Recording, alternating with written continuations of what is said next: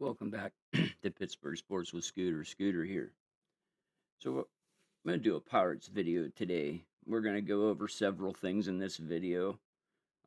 First, we're going to talk about where the Pirates are, the remaining schedule, and then I'm going to talk a little bit about what I think the Pirates need to do from now till the trade deadline to bolster this team and make them better for a run at the playoffs.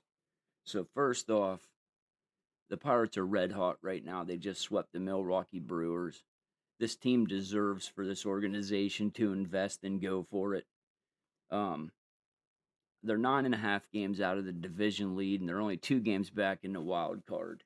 And yes, though 9.5 games is a lot with 65 games remaining in the schedule, the Pittsburgh Pirates are not out of the division race yet. I looked through their schedule. They still have 7 games remaining with the Brewers. And they've dominated the Brewers this year. Do I think the Pirates can catch the Brewers? Realistically, probably not, but it's not out of the realm of possibility either. If the Pirates come out of the break and go on a 2 or 3 week hot streak, they only need the Brewers to go cold for a couple weeks, and the Pirates will be right back in the division race. The wild card's a whole different story. The Pirates are completely in this wild card race, only being 2 games back. They still have 3 games remaining with the Marlins, who are just 2 games ahead of them. They have 6 games with the Cubs. They have 6 games with the Cardinals. They have 3 games with the Padres, 4 games with the Reds, who I think the Reds are out of it, but they still have 4 games with the Reds. Um, and as I said before, 7 games with the Brewers. This is all right in front of the Pirates. It's all right there, Pirates fans. This is going to be a fun and very exciting second half of the season. Don't count out the Pirates winning this division just yet. They just went from 12.5 games to back 9.5 games in a matter of 2 days. So do not count them out yet. Um, let's talk trade deadline and what I think the Pirates need to do. First off, I think the Pirates have to go out and get a veteran right-handed starter. I think Mitch Keller either needs to be traded if anybody's willing to take him or put him in the bullpen. And some of the guys that I think the Pirates should look at targeting for that, um, first, Foster Griffin of the Nationals. Now, the Nationals are still in a wild card, possibility. They're right behind the Pirates. But Foster Griffin is a guy I would target. It would probably cost you a bit because the Nationals are still in it. But here's a 30-year-old. He has a 10-2 record this season with a 2.77 ERA, 109 strikeouts, only 26 walks, and a 1.02 WHIP. Opponents are only batting 210 off of him. He would be a rental, but he would fit very nicely into this rotation. There's Reed Detmers from the Angels. He's got a 3-6 record with a 4.39 ERA, 1.14 WHIP, 123 strikeouts. Here's a guy who would be controllable. He plays for the Angels. His contract runs through 2029 season.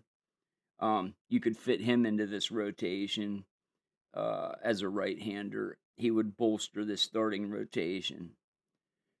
And last but not least, and the guy that I think the Pirates should go after is Robbie Ray of the Giants. He's 34 years old. He's got an 8-6 record, 3.38 ERA, 106.2 innings, 90 Ks, and a 1.27 WHIP.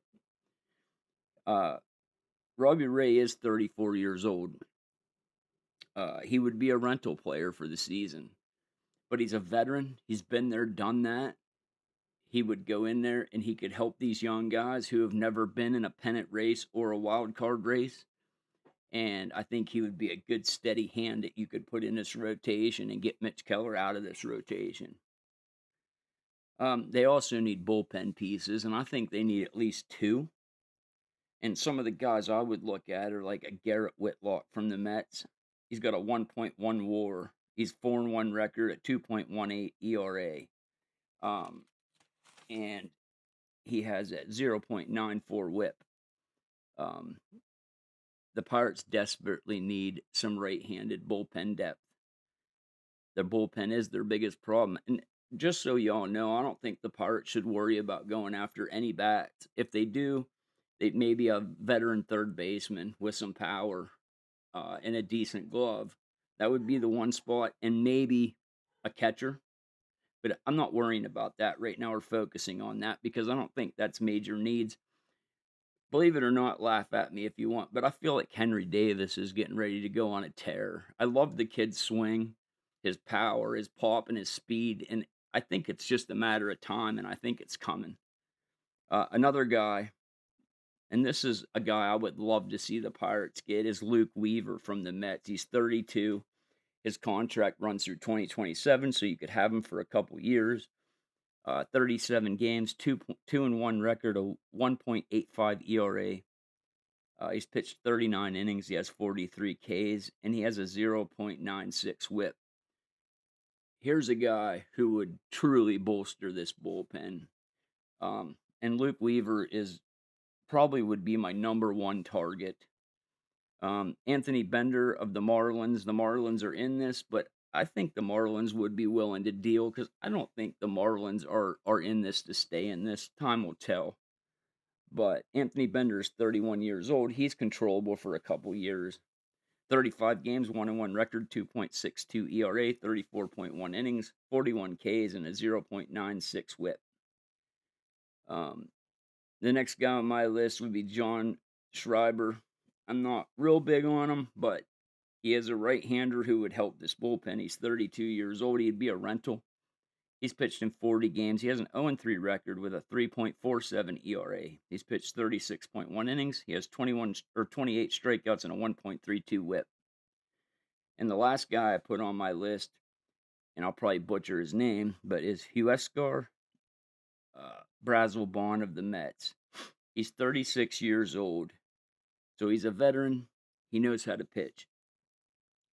He's been in 39 games. He has a 4-2 record with a 2.76 ERA, 45.2 innings, 44 Ks, and a 1.09 WHIP. Pittsburgh Pirates organization, you need to go all in. You need to do it for the fans who have supported this team that's been miserable over the last 30 years. You know, there's been a couple playoffs in there, but this is the best offense this team has ever had. And this organization owes it to the fans and to this team to go all in, bolster this bullpen, bring in a starter, and go on this run. The other thing that we need to talk about is the other reason I say they don't need to go after any bats is because you have O'Neal Cruz, who reportedly is swinging a bat again, and shortly after the break is going on his rehab assignment.